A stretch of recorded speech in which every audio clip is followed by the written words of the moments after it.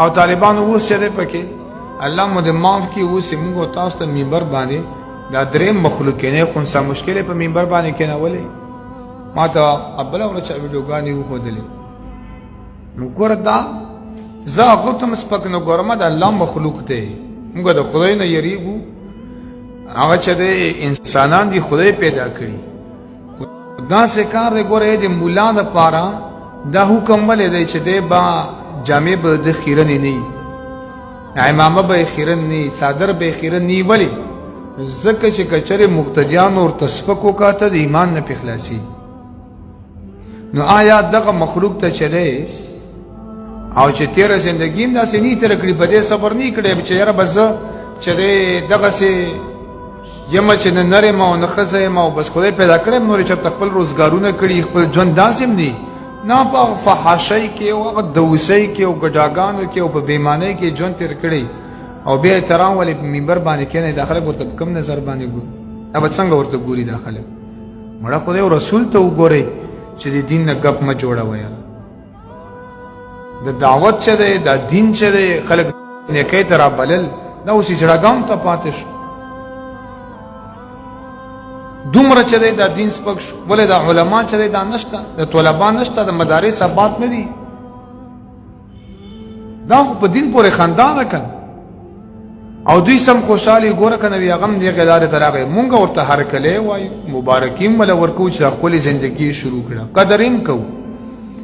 خو داسې کار دی چې د منبر د سر د کېنولو نه دی چې منبر په سر باندې کېنئ او دی ورته بیان کوي خلکو ته که دا خلک هغه ته چې دی په داسې نظر نه ګوري دین پورې خندا مو شروع کړی دی تاسو نور چې دی هغوی د الله تعالی هغوی ته استقامت ورکړي موږ به د استقامت دعا ورته کوو خو طالبانو دا دی چې دا دعوت دا د هر چا کار خو نه دی دوی مونږ چې دی په دې کې زده کړه کوو زده کړه څنګه کوئ حالانکه مونږ پوهېږو چې څنګه زده کړه کوئ ځکه که یو بیان ته یې کښېنیم طالبانو نو دوی خپل هغه روایتي شپږ خبرې چې کومې دي هغه کوي هغه شپږو خبرې مونږ مخالف نه یو هغه قرآن او د حدیث نه ثابت خبرې د کلمې فضیلت دی د اخلاص فضیلت دی د دعوت فضیلت دی دې نه څوک انکار کولی شي و طالبانو بیا چې دی که ورسره چې یو د جمعې شپې له لاړ شي مرکز ته هم دغه شپږ خبرې که بیا ورسره سیروزه ولګوي هم دا شپږ خبرې که عشره ورسره ولګوي هم دا شپږ خبرې که چیله ولګوي هم دا شپږ خبرې که څلور میاشتې ولګوي هم دا شپږ خبرې که کال ولګوي هم دا شپږ خبرې که نیمه زندګي ورسره ولیکي هم دا شپږ خبرې که ټوله زندګي پکې ولیکي هم دا شپږ خبرې که چېرې پیدل ګشت ورسره کوي هم دا شپږ خبرې که سور ګشت کوي هم دا شپږ خبرې دي نو نه به څه شی پکې زده کېږي که نه به د شپږو خبرو نه به تاویږو راتاویږو مونږ ځکه وایو تبلیغي کاکا که دومره ژوند یې مدرسه کې لګولی وی عالم دین به جوړ شوی چې څومره چې دی په دې کې د زندګي سر کړه ښه دی وکړه لاړې مونځ ټیک که او دست ټیک که پکې او څه دعاګانې وظایف به نه زده کړي خو دا ټوله زندګۍ کې بس همدا زده کوي عجیبه خبره ده بیا هم بهرحال مونږ وایو چېرې دا درېیم مخلوق خدای ته وګورئ یا چې چېرته جمتوب نه توبه وباسي راشي یا د بل څه نه توبه وباسي حوصله افزایي په مونږ باندې هم لازم ده چې دغه خلکو حوصله افزایي وکړو خو د خدای خاطر وکړئ چې منبر ته یې مخ اچوئ ځکه دا منبر دا ډېر معزز او د عزت والا ځای دی او دا د علماو ځای دی او دا د هغه خلکو ځای دی طالبانو چې خلک به ورته د عزت په نظر باندې ګوري اوس یو بله ویډیو چې دی راغلی همدغه مخلوق چې دوی ځان سره ملګري کړي نو د هغې په هغه ویډیو باندې چې دی تاسو کمنټس وګورئ چې خلک څه وایي د دین ته د تبلیغ ته خلکو کم نسبت نه کړو دوی امیرانو ته یې کم وکړل خلک خو لیبرل دي خو په دین باندې اعتراض لپاره موقع ګوري که نه او خو دا ګوري چې دیندار خلک چې کم د دین سره محبت لري چې دا خلک غلطي وکړي مونږ یې وشرمو ستاسو په دې ویډیو باندې چې دی په دې باندې چې تاسو چې دوی کم حرکت کړی دی په هغې باندې چې تاسو ګورئ نه لاندې د خلکو اعتقاد څومره خرابېږي. دوه قسمه خلک دي، یا داسې خلک راغلي چې هغوی د چې دی که نه تبلیغ و دعوت او دین اسلام او دیندار خلک ټول یې ټارګټ کړي دي، ټولو باندې اعتراض کړی دی. او یا هغه خلک دي چې هغوی دغه خلک ټارګټ کړي چې ورته وي چې تاسو چې که نه دا تبلیغ مه بدناموئ، تاسو دعوت کار مه بدناموئ، تاسو همغه خپل ګندګیرۍ کې چې ښه ښکارئ. خو مطلب دا دی چې دې ته هېڅ هم چې که نه د عزت په نظر خو نه ورته کتلي کړي، ځکه هر چې برو مګر عادت نه برو، هر څه هېرېږي خو عادت خو نه هېرېږي. دوی غرلی شوي په دغه ماحول کې، لاندې کې نواب د تربیت یې وکړه، ټیکې کا، دین ورته وښایه، دیندار یې جوړ کا. خو دومره لوی ذمهوارۍ مه ورکوه چې ته یې امیر کې، جماعت ته مشر کې او ته منبر باندې کښېنئ، ته بیا محراب ته چې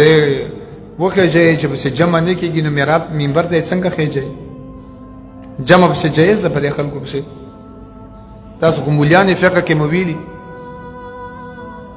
دوی صفونه چې دی دغه درېیم مخلوق صفونه دا سړو په صف کې ودرېدی شي، صف هم سړو نه وروستو دی. ښه نو ولې داسې کوئ چې په صف کې نشي ودرېدلی منبر ته یې ولې څنګه خېژئ؟ خو داسې کار دی چې جاهله دي که دوی خو که ټوله زندګي مو لګي دوی ته دا مسله نه معلومېږي چې سړو په صف کې چې دی که نه ښځه ماشوم و خنثی مشکل نشي ودرېدی. دا مسله ځکه دوی خو فقې سره کار نشته که او نه د قرآن سره کار شته، بس بل د اردو پښتو رسالې تعبیر ماویلي سره اړی راړی. نو ځکه چې دی مونږ دا وایو چې د خدای خاطر وکړئ، د دین نه خلکو زړه توروئ، د دین باندې چې دی د اعتراض موقع د خلکو له ورکوئ. ولې کوئ داسې؟ او سبا لکه نه بیا لاړ خپل ماحول له الله دې ورکړي ولا استقامت وکړو، لاړ بیا به څه کوئ؟ ځکه چې دی الله فرمایي ته تو فرمایي زه چې دی دعوت په یقین او په دلیل باندې کوم، بې دلیل نه یم لګیا. رسول الله علیه الصلاة والسلام مبارک خو د الله رسول دی، نبی دی که د نبی الله تعالی دومره پاک او معصوم ولې پیدا کړی طالبان د دې دپاره که نه چې په ګناه او په چې دی په غلط کار باندې څوک ونه ویني، نو چې کله خلکو له دعوت ورکوي نو بیا به چې دی طالبانو خلکو په اعتماد یې چېرې ډېر ښکلی روغ او پاک وخت تیر کړی. که بیا منبر ته خیږي نو خلک به احترام کوي، سلام به کوي. طالبانو صحابه کرام خو زمانه جاهلیت هم په دوی باندې، خو چې رالل بیا وروستو چې ابوبکر عمر عثمان علي معاویه ابو سفیان حضرت ابو هریره عبدالله بن مسعود حضرت امام حسین رضوان الله تعالی علیهم اجمعین، دا دومره لوی لوی شخصیات بیا د هغوی جرم چا کتلی دی؟ هغوی بیا چېرته داسې فحاشۍ او داسې عریانۍ کې چا کتلي؟ ولې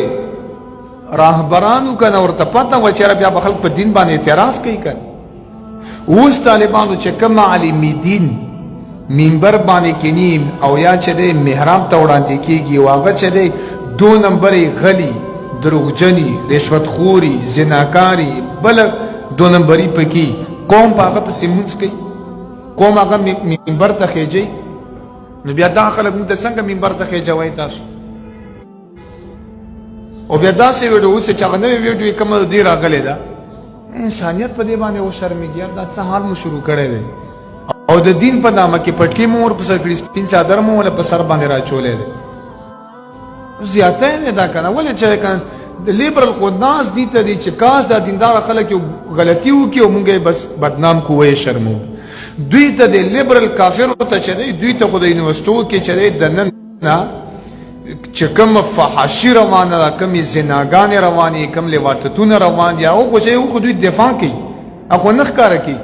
خو زما او د ستا مدرسه، زما او د ستا چې دی جومات، زما او د ستا عالم دین، زما او د ستا طالب، زما او د ستا قاری، حافظ، مبلغ، تبلیغ والا، بل هر یو چې د دین سره تعلق ساتي هغوی پسې دوی نښتي چې را غلطي وکړي او مونږ یې ټارګېټ کړو. خو خلاصه دا د طالبانو چې قسم دی دغه خلک مونږ ته دین شرموي، چې د داسې خلک خنثی مشکل یا ډم یا بل چې دی راشي ښه کار دی، ما ولم د هغې توثیق وکړو، مونږ یې مونږ احترام هم کوو چې خدای یې معاف کوي